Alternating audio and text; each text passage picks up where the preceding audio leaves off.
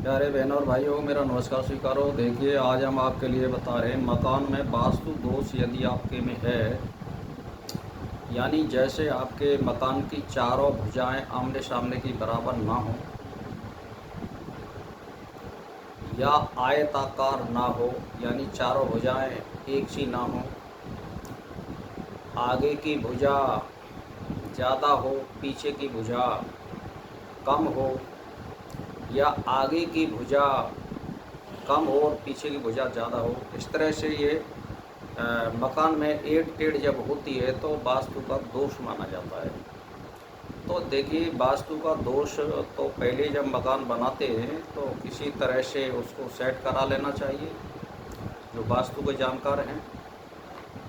यदि मकान बना लिया है या आपने मकान खरीदा है और यदि आप उसमें कुछ मकान में आप परिवर्तन नहीं करना चाहते और उस दोष को समाप्त करना चाहते हैं, तो मैं आपके लिए जो उपाय बता रहा हूँ उस उपाय को करोगे तो आपके लिए अवश्य सहायता मिलेगी, निश्चय मिलेगी। और मैं कोई अपनी तरफ से कोई भी बात नहीं कह रहा हूँ। जो भी बात कहता हूँ या बताता हूँ मैं शास्त्र के अनुसार बताता हूँ, अरुल जरूर कोई बात नहीं बताता हूँ। तो देखिए, पूरब और उत्तर का जो कोण होता है उसको हम ईशान कोण कहते हैं मकान के कोण। चाहे आपका दरवाज़ा पूरब, पश्चिम, उत्तर, दक्षिण किसी साइड में हो, मैं जो है ईशान कोण की बात कर रहा हूँ। पूरब और उत्तर का जो कोण होता है उसको हम ईशान कोण कहते हैं।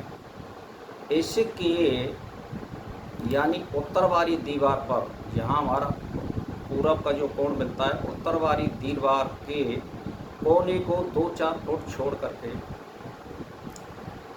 आप रुद्राक्ष का पेड़ लगा सकते हैं। वहाँ पर आजकल रुद्राक्ष के पेड़ मिल जाते हैं हरिद्वार साइड में, आप वहाँ से ला सकते हो, या अन्य जगह पर भी मिल जाते हैं, तो उस पेड़ को लगा सकते हो। अगर वो पेड़ नहीं है तो बेलपत्र का जो पेड़ होता है उसको लगा सकते हैं। तो वो कहाँ लगाना है? वो मकान के आपको बाहर लगाना है। अगर आपके पास में जैसे मकान की बाउंड्री के बाहर जगह हो तो आप वहाँ उसको लगा सकते हो, बेलपत्र के पेड़ को या रुद्राक्ष के पेड़ को। अगर ये दोनों भी पेड़ नहीं है तो फिर जो है इसमें एक हार श्रृंगार का पेड़ आता है, आप उसको भी लगा सकते हो। 3, दूसरी बात, यदि ये उपाय आपने इनमें से एक पेड़ लगा दिया तो ये ईशान कोण की हमारा वास्तु का दोष नष्ट करने में ये समर्थ है। अब इसमें क्या करना है आपको, जब ये पेड़ लग जाता है तो जब ये लगभग 1-2 साल का पेड़ हो जाता है तो आप वहाँ पर धूप दीप उस पर जला सकते हो और अपने मंत्र का जाप कर सकते हो, शिव का, गायत्री का, जो भी आप मानते हो। तो वहाँ पर धूप अगरबत्ती कर सकते हो ईशान कोण में उस पेड़ के पास में। एक तो ये इंतज़ाम हो गया। दूसरा, यदि आप पे ये भी इंतज़ाम नहीं होता है तो आपका दरवाज़ा किसी भी साइड में हो, चाहे वो उत्तर में हो, चाहे पूरब में हो, चाहे दक्षिण में हो, आप दरवाजे के बाहर एक गमला में, बड़े वाले में, जो सीमेंट के आते हैं 50-40 जिसमें लीटर पानी आ जाता है, उसमें एक सफ़ेद आक का पेड़ लगा दीजिए दरवाजे के बाहर। 10-15 रुपये का ये पेड़ जो है नर्सरियों में मिल जाता है, और उसको लगा दीजिए और उसमें डेली आप पानी दीजिए।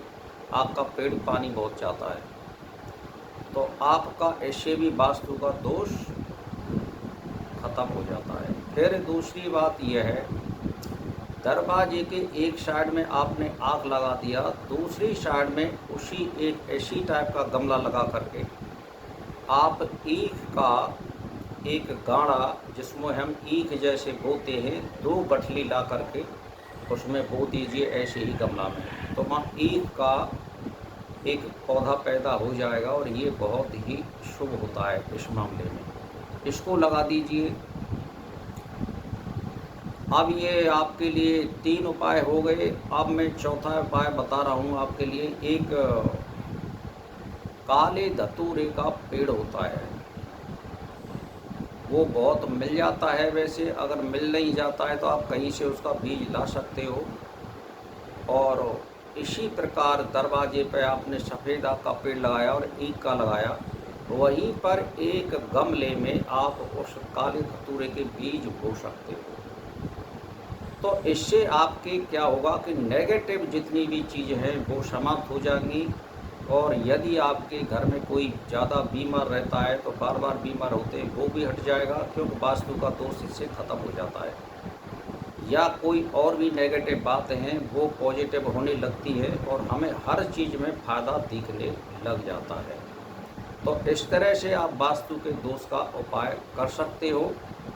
ये बहुत ही कारगर है। और यदि आपके घर में कोई वास्तु का दोष नहीं है और फिर भी इनको आप लगाना चाहते हैं तो ये सोने में सुगंध है। इससे ज़्यादा फिर कोई बढ़िया चीज़ है नहीं। इसको लगाइए आप। और इसमें कोई हिंदू मुसलमानी बारी या ईसाई बारी या जैन बारी या सिख बारी कोई बात नहीं है, ये सब के लिए लागू होता है। तो भाई और बहनों, इसी के साथ मेरा नमस्कार शुरू करूँ।